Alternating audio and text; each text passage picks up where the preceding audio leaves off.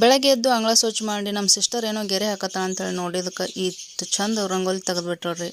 ನೀವು ಈ ಥರ ರಂಗೋಲಿ ಹಾಕಿ ಬರ್ರಿ ಬೆಳಗ್ಗೆ. ನಾನು ದೇವ್ರ ಪೂಜೆಗೆ ಅಂತೇಳಿ ಹೂವು ನೀರು ತೊಗೊಂಡೆ ರೀ.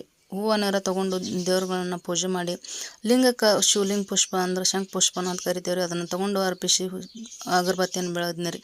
ಮುಂದೆ ನಾಷ್ಟಕ್ಕೆ ಏನು ಮಾಡ್ಬೇಕು ಅನ್ನೋದ್ರ ನಮ್ಮ ಸಿಸ್ಟರ್ ಒಂದು ಪಾರ್ಲೆ ಬಿಸ್ಕಿಟ್ ತಂದು ಕೊಟ್ಟಾಳ್ರಿ. ಇದನ್ನು ಚಹಾ ಬಿಸ್ಕಿಟ್ ತಿನ್ನು ಅಂತೇಳಿ ನಾನು ನೋಡ್ಕೊತ ಕೂತಿದ್ದೆ ರೀ. ನೋಡ್ಕೊತ ಕೂಡುವಾಗ ಅದರ ರೇಟ್ ನೋಡಿ ನನಗೆ ತಿನ್ನೋದೇ ಆಗಲಿಲ್ಲ ರೀ. ಯಾಕಂದ್ರೆ ಬಿಸ್ಕಿಟ್ಗೆ ಇಷ್ಟು ರೇಟ್ ಐತ್ರಿ, ಇಷ್ಟು ಬಿಸ್ಕಿಟ್ ಐತ್ರಿ, ಅದಕ್ಕೆ 10 ರೂಪಾಯಿ ಅಂತ್ರಿ. ಇನ್ನು ಹೆಂಗೆ ಮಾಡೋದಪ್ಪ ಅಂಥೇಳಿ ನಾನು ರೇಟ್ ನೋಡಿ ಕೂತಿದ್ನಿ ರೀ. ನೋಡ್ರಿ ನೀವು, ಅದರ ರೇಟ್ 10 ರೂಪಾಯಿ ಐತ್ರಿ ಅದಕ್ಕೆ.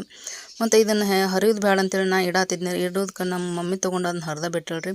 ಮತ್ತೆ ಯಾಕೆ ತಡ ರೀ, ಬಟ್ಲಾಗ ಬಿಸ್ಕಿಟ್ ಹಾಕಿ ಬಿಸ್ಕಿಟ್ದಾಗ ಚಾಯ್ ಎದ್ಕೊಂಡು ತಿಂದ ಬಿಟ್ಟೇವ್ರಿ. ಮುಂದೆ ಟಿ ವಿ ಹಚ್ಚೋದಕ್ಕೆ ಟಿ ವಿಯಲ್ಲಿ ಕೂಡ ಶಂಖ ಪುಷ್ಪದ ಬಗ್ಗೆ ಹೇಳತ್ತಿದ್ದರು ರೀ. ಅದನ್ನ ಒಂದು ಸ್ವಲ್ಪ ಕೇಳ್ದೇವ್ರಿ.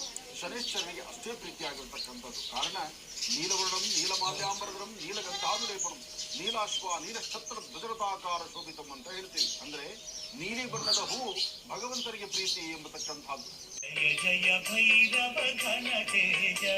ಈ ಶಂಖ ಪುಷ್ಪ ಕೂಡ ಶಿವಲಿಂಗ ಪುಷ್ಪ ಕೂಡ ನಮ್ಮಲ್ಲಿ ಒಂದು ಐತ್ರಿ. ಮಾತ್ರ ಬರ್ರಿ ಆಗ್ಯಾವ ನಮ್ಮಲ್ಲಿ, ಅದನ್ನು ತೋರಿಸ್ತೀನಿ ನಿಮ್ಗೆ ಎಂಥದ್ದು ಅಂತೇಳಿ. ನೋಡ್ರಿ, ಇಲ್ಲಿ ನಮ್ಮ ಹೂವಿಂದೊಂದು ಸಣ್ಣ ಗಾರ್ಡನ್ ಐತ್ರಿ. ಇದ್ರೊಳಗೆ ನಾವು ಶಂಖ ಪುಷ್ಪದ ಗಿಡ ಹಚ್ಚೇವ್ರಿ. ಇದಕ್ಕೆ ಹೂ ಕೂಡ ಆಗ್ಯಾವ್ರಿ. ಬರ್ರಿ ಈ ನೆಲ ಒಂದು ತೋರಿಸ್ತೀನಿ ರೀ. ಈ ಜಾಗ ಯಾಕೆ ತೋರ್ಸಾತಾಳ ಅಂದ್ರೆ ಇಲ್ಲಿ ಒಂದು ಗಿಡ ಐತ್ರಿ. ಆ ಗಿಡ ಒಯ್ದ ನಮ್ಮ ಸಿಸ್ಟರ್ ಬೇರೆ ಕಡೆ ಹಾಕ್ಯಾಳ್ರಿ. ಅಲ್ಲಿ ಯಾಕೆ ಹಾಕಿವ, ಮ್ಯಾಗ ಗಿಡದಾಗ ಹಾಕಿಬಿಟ್ಟಾಳ್ರಿ. ಅಲ್ಲಿ ಯಾಕೆ ಹಾಕಿವ ಅಂತ ಕೇಳಿದಾಗ ಆಕೆ ಸಿಸ್ಟರ್ ಹೇಳ್ತಾಳ್ರಿ, ಅದ್ರ ಮೈ ಹೊಲಸಾಗಬೇಡ ಅಂತ ಹೇಳಿ ಮ್ಯಾಗ ಹಾಕ್ಯಾಳಂತ್ರಿ. ಅದಕ್ಕೆ ಅದ್ರ ಮೈ ಮತ್ತಿನ ಹೆಂಗಿದ್ದಂಗೆ ಐತ್ರಿ. ಆದರೂ ಕೂಡ ಅದಕ್ಕೆ ನೀವು ಈ ಥರ ಮ್ಯಾಗ ಹಾಕ್ರಿ, ಚಂದ ಕಾಣಿಸ್ತೈತ್ರಿ. ಮತ್ತು ಈ ರೀತಿ ಚಂದ ಮನೆ ಮುಂದೆ ಹೂವಿನ ಗಿಡಗಳನ್ನ ತಯಾರು ಮಾಡಿರಿ ಅಂತ ಹೇಳ್ತಾ ಈ ಒಂದು ವಿಡಿಯೋ ನಿಮ್ಗೆ ಇಷ್ಟ ಆದ್ರೆ ಲೈಕ್ ಮಾಡಿರಿ, ಶೇರ್ ಮಾಡಿರಿ ಮತ್ತು ಸಬ್ಸ್ಕ್ರೈಬ್ ಮಾಡಿರಿ.